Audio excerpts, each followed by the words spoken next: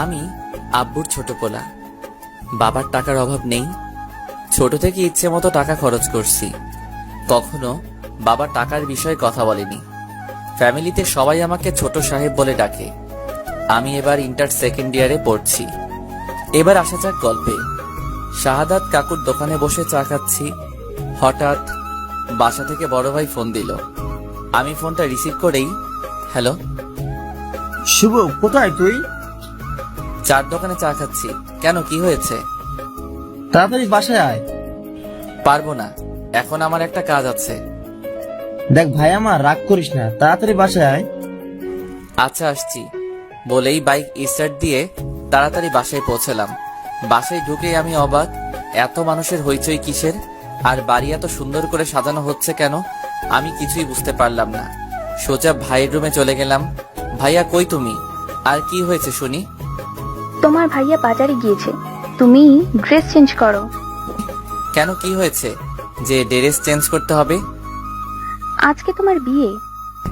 আমার মাথায় তো আকাশ ভেঙে পড়লো। কি, আমার বিয়ে মানে? আজকে তোমার বিয়ে। আরে মানে কি? ভাইয়া চলে আসলো। এসেই, শুভ চল, গোসল করতে হবে।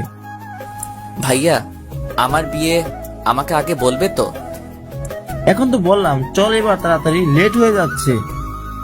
না, আমি বিয়ে করব না বলেই সোজা বাইকের কাছে এসে বাইকে উঠে যখনই বাইকে স্টার্ট দিব তখন দেখি বাইকে চাবি নেই। ভাইয়া, চাবি দাও। চাবি তো আমার কাছে না, আব্বুর কাছে, আব্বুর কাছ থেকে নিয়ে আয়। আমি আব্বুর কাছে শুনেই ভয় পেয়ে গেলাম। তখনই আব্বু আসলো। কিরে শুভ, তুই এখনো এখানে দাঁড়িয়ে আছিস? তাড়াতাড়ি গোসল করে আয়। যাচ্ছি আব্বু।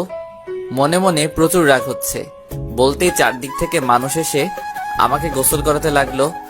গোসল শেষ করে একটা পাঞ্জাবি দিল আম্মু। কি করব আম্মু এই পাঞ্জাবি দিয়ে? আজকে তোর বিয়ে, তাই পাঞ্জাবি পরবি? আম্মু, আমি বিয়ে করব না। ওগো ছোট সাহেবের বাবা, তোমার ছোট সাহেব কি বলে শোনো? আরে আরে কিছু না, আমি এখনই গুছিয়ে নিচ্ছি। সবকিছু গুছিয়ে নিলাম। সারাদিন বিয়ের অনুষ্ঠান হলো। আমি প্রচুর ক্লান্ত। সন্ধ্যা হয়ে গিয়েছে।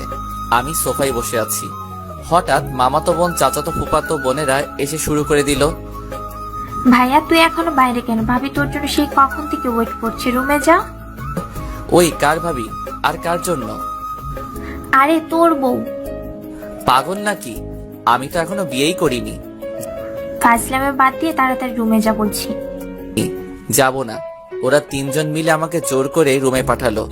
আমি রুমে ঢুকেই গাছের মতো সোজা হয়ে গেলাম। হায় আল্লাহ, পরি কোথা থেকে আসলো আমার রুমে? কি অপরূপ সুন্দরী! আমার লাইফে এমন মেয়ে কখনো দেখিনি। আমি কিছু না বলে সোজা খাটের উপর গিয়ে বসলাম।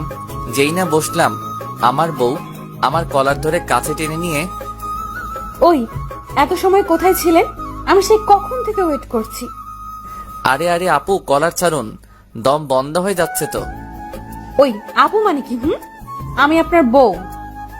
সরি, আমি আপনাকে বউ মানতে পারবো না।